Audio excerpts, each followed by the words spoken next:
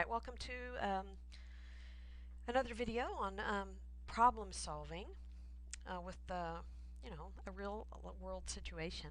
We have a sales tax problem, so we're going to be solving a problem involving sales tax. We're going to write our own equation to model the situation. So we're going to go step by step, and here we go. In Fort Worth, Texas, Amy bought a car for $15,873.75. including sales tax. So the tax is already in there. What amount of tax did she pay if the sales tax in Fort Worth is 8.25%? So they're saying that the tax rate is 8.25%, and let's go ahead and take a look.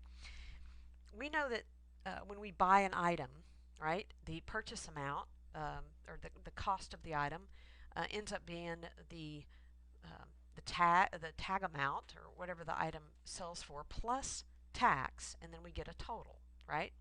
So we know that we have the price of the car, which is unknown, right? We don't know what the car was before we added tax, so here we're going to go ahead and identify this variable. Then we're going to say this is the price of the car. We don't know what it is. Okay, that's the price of the car. Now, what happens, just think about a sales receipt. We have our subtotal, or basically the price of an item if there's just one thing, and we multiply it times the tax rate. Okay, so let's take a look here. We multiply by the tax rate to get the amount of tax we're going to add to that, right? So this is what we're going to do. We're going to turn this into a decimal. It's a percent. Even though we see a decimal, we call this a percent because there's a percent symbol. We need it to be a decimal form. Well, if I take the percent symbol off, then I must move the decimal 2 places to the left to get the decimal form. So let's go ahead and write the decimal form. Now, that's my decimal form of the tax rate. So we're going to say now that 0.0825 times the price of the car, right, would give me the amount of sales tax. It's a portion of the car, right? It's a percent, 8.25% amount of sales tax. Okay, so now what is it that they're going to do if you're in line to buy an item, maybe not as big as a car, but they're going to take the price of the car, add the sales tax to it, and that'll be your total price. So let's go ahead and write up the equation, the model. We know it's all going to have to add up to that, so we're going to say x plus 0.0825x is going to equal the total amount that she paid. 873, what is that, 0.75. Okay, so alright, so let's look at solving for x. I just want to know what x is. Now that's not answering the question, right? The question is how much tax did she pay? But if I can get x, then I can know what the tax is. So we'll do it several steps here. Okay, let's look at what we have here and here. Now, if you think back to Algebra 1, these really don't look very much like terms, but they are. And you're probably saying, well, how in the world do you see like terms there? Let's just investigate this first one. This first one is an x, but how many are there? Well, there's one x. So I'm going to go ahead and add a 1 in front of there. It's an understood 1. So we have 1x plus a portion of an x, like only 8.25% of an x. So we have 1 plus a little portion of 1.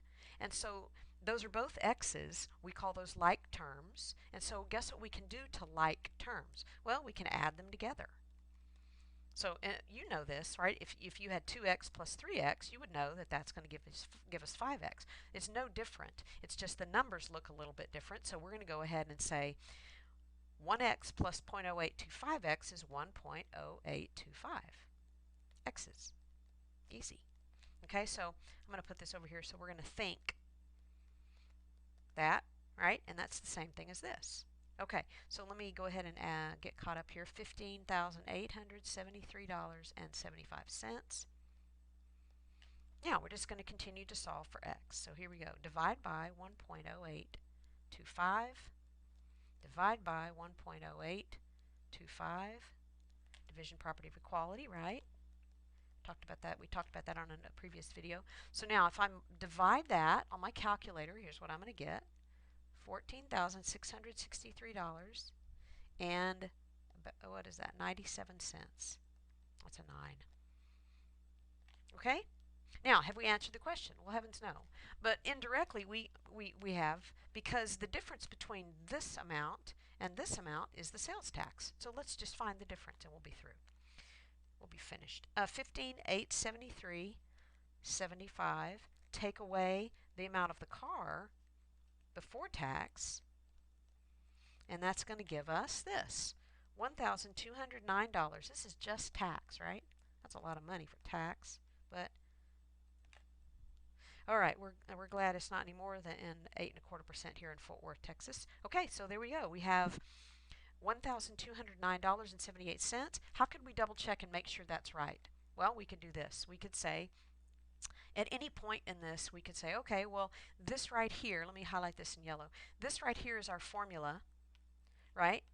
And it should be that. So if we say that this right here, if this is x, we could actually go ahead and place the 14,663.97 right back in this spot right here, multiply times the 1.0825 and make sure it ends up being that, and it does.